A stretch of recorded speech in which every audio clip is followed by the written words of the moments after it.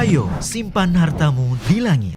Infak dan sodakoh Bank Syariah Indonesia, nomor rekening 10352082887. Bank Muamalat, nomor rekening 30102155555 atas nama Yayasan Khalid Basalamah. Jazakumullahu khairan. Sekarang kita coba angkat dari penelpon yang sudah masuk, silakan. Assalamualaikum warahmatullahi wabarakatuh. Ustaz, suami saya qadarullah masih belum mendapatkan hidayah untuk bisa sholat 5 waktu, terutama subuh.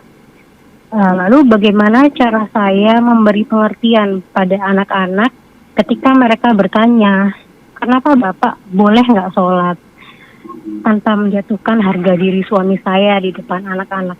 Jazakallahu khairan. Assalamualaikum warahmatullahi wabarakatuh. Iya, wa iyyaki. Baik.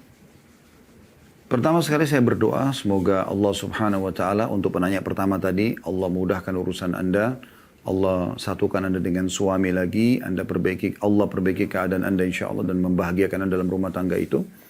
Dan bagi penanya kedua ini, semoga Allah Subhanahu wa taala berikan hidayah suami Anda agar bisa mengerjakan sholat 5 waktu. Allahumma amin.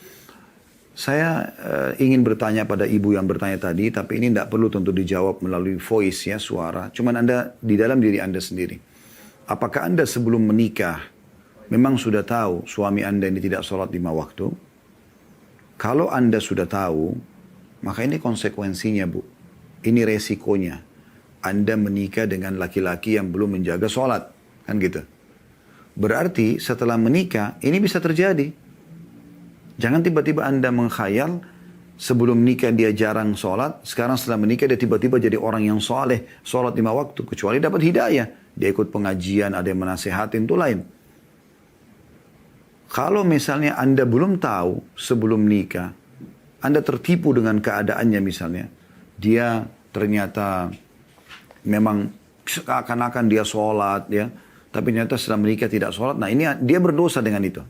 Dia berdosa dengan itu. Dan ya Anda punya tugas di sini mendakwahi, menyampaikan, gitu kan.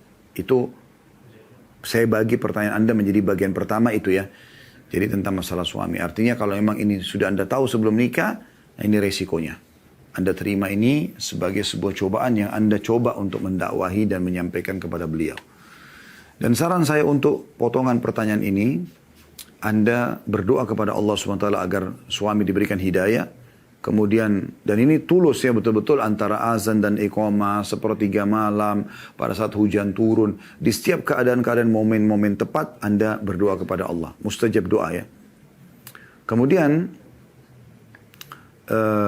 juga selain daripada Anda mendoakan, Anda coba menasehatin, tapi ingat, dalam menasehatin suami, ayah, saudara, anak laki-laki, tidak boleh kita menggurui mereka. Karena sifat karakter laki-laki itu tidak mau digurui. Tidak mau digurui. Maka harus hati-hati dengan masalah ini. Ya. Tapi caranya dengan menggunakan media. Misalnya kalau dia biasa nonton cuplikan, Anda bisa kirimkan cuplikan. Atau Anda gunakan orang ketiga. Atau kalau dia suka baca buku, Anda hadiahkan buku. Nah ini yang bisa Anda lakukan. Ya. Untuk mengobati keadaan suami yang memang tadi belum sholat 5 waktu. Dan insya Allah artikel-artikel masalah ini tidak, dan cuplikan ceramah tidak sedikit, banyak sekali. Di Google, di YouTube, di Instagram, banyak yang bisa Anda ambil. Termasuk ada cuplikan-cuplikan ceramah kami tentang masalah sholat insya Allah. Siapa tahu, dengan 1 cuplikan, 2 cuplikan dia dapat hidayah. Kita tidak pernah tahu kapan orang mendapatkan hidayah. Potongan yang lain adalah bagaimana menjelaskan pada anak-anak kalau mereka mengetahui ayah mereka tidak sholat. Ayah mereka tidak sholat. Ya. Jadi bisa caranya Anda jawab kalau perbuatan ayah itu keliru. Harusnya kita sholat 5 waktu. Dan bisa persilahkan mereka. Ya, coba kalian tanya langsung kepada ayah. Atau tanya langsung kepada bapak. Biarkan nanti bapaknya yang jawab gitu. Ya. Anda juga mendengarkan apa jawabannya. Siapa tahu dengan pertanyaan anaknya langsung kepada dia justru membuat dia jadi sadar. Karena banyak orang seperti itu. Setelah anaknya yang tanya, baru kemudian dia sadar gitu ya. Nah, seperti itu kurang lebih. Baik, ini jawaban kami kepada penanya penelpon ya.